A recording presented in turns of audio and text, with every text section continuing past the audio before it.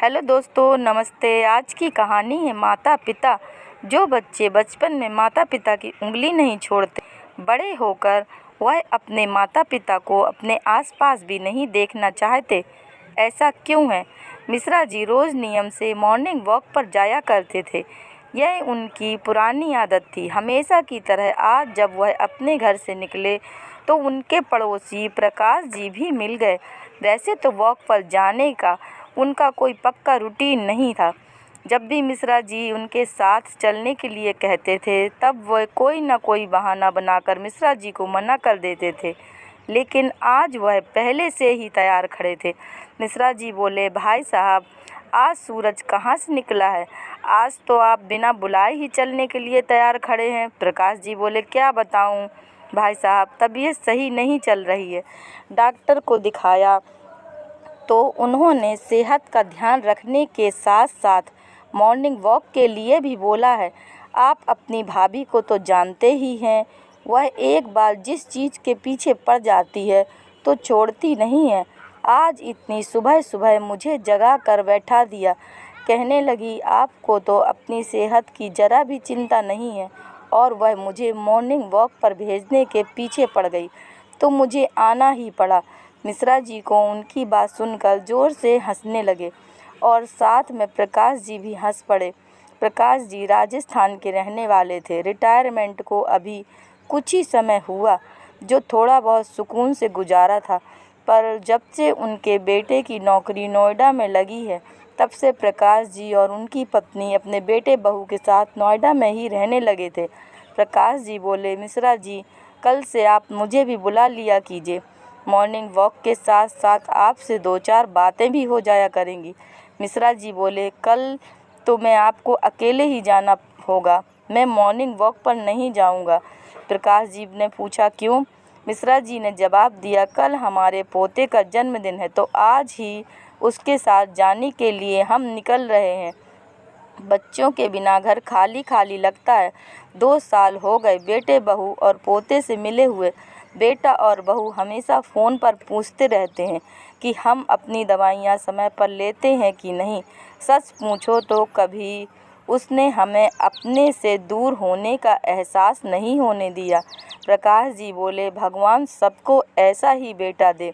एक आपके बेटा बहू है और एक मेरे बेटा बहू, जो पास रहकर भी कभी माँ बाप का हाल चाल नहीं पूछते, उल्टा बात बात पर हमें खरी खोटी सुनाते रहते हैं। उनको माँ बाप की कोई परवाह नहीं, हम जिए चाहे मरें। शर्मा जी, जब भी हम यहाँ आए हैं, कड़वी सच्चाई का एहसास कर रहे हैं। मिश्रा जी बोले, भाई साहब, बच्चे कब बड़े हो जाते हैं पता ही नहीं चलता। पहले की ज़िंदगी तो बच्चों के लिए सुख साधन जुटाने की चिंता में ही निकल गई। भाग दौड़ भरी ज़िंदगी में वक्त कब निकल गया पता ही नहीं चला। लगता है जैसे कल की ही बात हो, जब ऋतिक बाजार में या किसी भीड़ भाड़ वाली जगह में मेरी उंगली पकड़कर चलता था तो मैं यह सोचता था कि हमेशा उसकी उंगली ऐसे ही पकड़े रहूँगा और उसको कभी अकेले नहीं होने दूँगा। ज़िंदगी के हर मोड़ पर हमेशा मैं उसके साथ खड़ा रहूँगा। उसे MBBS कराने के लिए उसकी माँ ने अपने सारे गहने भी बेच दिए। कहने लगी, बेटे का भविष्य बन जाए गहने तो फिर बन जाएंगे। दोनों बातें करते करते घर आ जाते हैं। मिसेज मिश्रा अपने पोते से मिलने के लिए बहुत उत्सुक थी। मिसेज मिश्रा ने अपने पुत्र और पोते के पास जाने के लिए सारी तैयारियां भी कर ली थी। बस पोते का गिफ्ट लेना बाकी था। दोनों पति पत्नी ने सोचा कि गिफ्ट पोते की पसंद का ही लेकर जाएंगे। पसंद पूछने के लिए फ़ोन लगाया तो किसी ने फ़ोन नहीं उठाया। इस तरह से मिसेज मिश्रा ने कई बार फ़ोन किया पर किसी ने फ़ोन नहीं उठाया। वह बोली, मिश्रा जी, देखिए ना, ऋतिक के घर में कोई भी फ़ोन नहीं उठा रहा है। ऐसा तो पहले कभी नहीं हुआ। मिसेज मिश्रा परेशान हो जाती हैं और भगवान से प्रार्थना करने लगती हैं कि भगवान, सब ठीक तो है ना? कोई बात तो नहीं है? कोई फ़ोन क्यों नहीं उठा रहा है? सोचते सोचते फिर से फ़ोन मिलाती हैं। इस बार कुछ देर तक घंटी बजने के बाद फ़ोन ऋतिक ने उठाया और बोला, हेलो माँ। मिसेज मिश्रा बोली, क्या हुआ बेटा, तुम दोनों में से कोई फ़ोन क्यों नहीं उठा रहे थे? पता है मैं कितनी डर गई थी। ऋतिक बोला, माँ फ़ोन साइलेंट था इसीलिए पता नहीं चला। अच्छा बेटा, हमने यह पूछने के लिए फ़ोन किया कि कल बाबू का बर्थडे है तो बाबू को क्या गिफ्ट चाहिए। ऋतिक ने जवाब दिया, माँ इस बार हम उसका बर्थडे नहीं मना रहे हैं। माँ ने पूछा, क्यों? माँ अभी यहाँ दिल्ली में नया घर लिया है और कार भी ली है तो बहुत पैसे खर्च हो गए, इसीलिए अब की बार खर्चा नहीं कर रहे हैं। कोई बात नहीं बेटा, हम किसी को नहीं बुलाएंगे, बस हम परिवार वाले मिलकर ही अपने बच्चे का जन्मदिन मना लेंगे। पर माँ अभी उसके लिए भी मेरे पास पैसे नहीं हैं। माँ बोली, अच्छा तो कोई बात नहीं बेटा। माँ फ़ोन रख देती है और सारी बात ऋतिक के पिताजी को बताती है। दोनों बहुत उदास हो जाते हैं। कई दिनों से बेटे बहू और पोते से मिलने के लिए बहुत उत्साहित थे। मिसेज मिश्रा बोली, अरे सुनिए, हम बच्चों को चलकर सरप्राइज़ देते हैं। मिश्रा जी बोले, कैसा सरप्राइज़? मिसेज मिश्रा ने कहा, क्यों ना हम जन्मदिन का केक साथ लेकर चलें। हमें अपने पास आया हुआ देखकर बच्चे कितने ज़्यादा खुश होंगे। मिश्रा जी बोले, हाँ तुम ठीक कह रही हो, ऐसा करता हूँ, मैं बाज़ार जाकर बर्थडे केक और सजाने के लिए कुछ गुब्बारे ले आता हूँ। टॉफ़ियाँ, चॉकलेट और केक हम वहीं पहुंचकर लेते हुए घर जाएंगे, ठीक है? अगले दिन शाम को मिश्रा जी और उनकी पत्नी दोनों दिल्ली पहुंच जाते हैं। रेलवे स्टेशन से निकलकर वह एक ऑटो में बैठकर पहले मार्केट में पहुंचते हैं। वहां से पोते की पसंद का चॉकलेट केक खरीदते हैं और फिर बेटे के घर के लिए रवाना हो जाते हैं। दोनों बेटे बहू को सरप्राइज़ देने की सोचकर मन ही मन बेहद खुश होते हैं।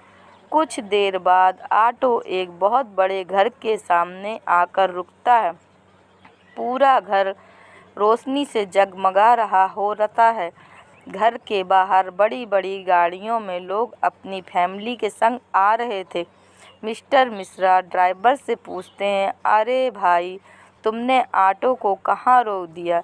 ड्राइवर कहता है, बाबूजी, आपने मुझे यहीं का पता तो बताया था। मिस्टर मिश्रा ऑटो से बाहर निकलकर आते हैं और घर के बाहर लगी हुई नेम प्लेट देखते हैं। ऋतिक ने अपनी पत्नी के नाम पर घर का नाम रखा था। उसके नीचे छोटे अक्षरों में बेटे और बहू का नाम लिखा था। मिस्टर और मिसेज मिश्रा अपने हाथ में केक के डिब्बे को लिए हुए घर के अंदर जाते हैं। ऋतिक ने बाबू के जन्मदिन के साथ साथ नए घर के लिए भी पार्टी रखी थी। पार्टी में बहुत सारे बड़े बड़े लोग फैशनेबल कपड़े पहनकर आए हुए थे और बाबू अपने दोस्तों के संग खेल रहा था। एक बड़ी सी कीमती मेज़ पर बहुत खूबसूरत बड़ा सा केक रखा हुआ था। सफ़र करके आए होने के कारण मिस्टर और मिसेस शर्मा बेहद साधारण कपड़ों में थे।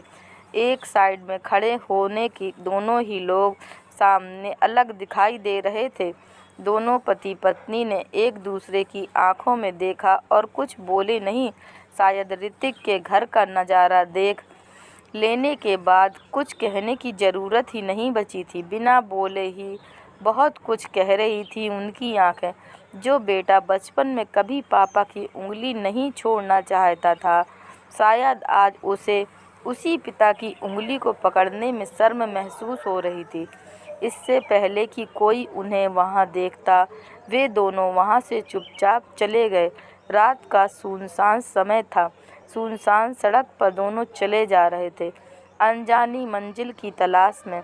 घर से बहुत दूर निकल जाने के बाद सड़क के किनारे एक बेंच पर थक कर बैठ गए। उम्र के इस पड़ाव में आकर बगल में रखा हुआ केक का डिब्बा उनका मजाक उड़ा रहा था। दोस्तों, अगर यह कहानी आपको पसंद आई है तो कृपया लाइक कीजिए, शेयर कीजिए और चैनल पर नए हैं तो कृपया चैनल को सब्सक्राइब कीजिए। धन्यवाद।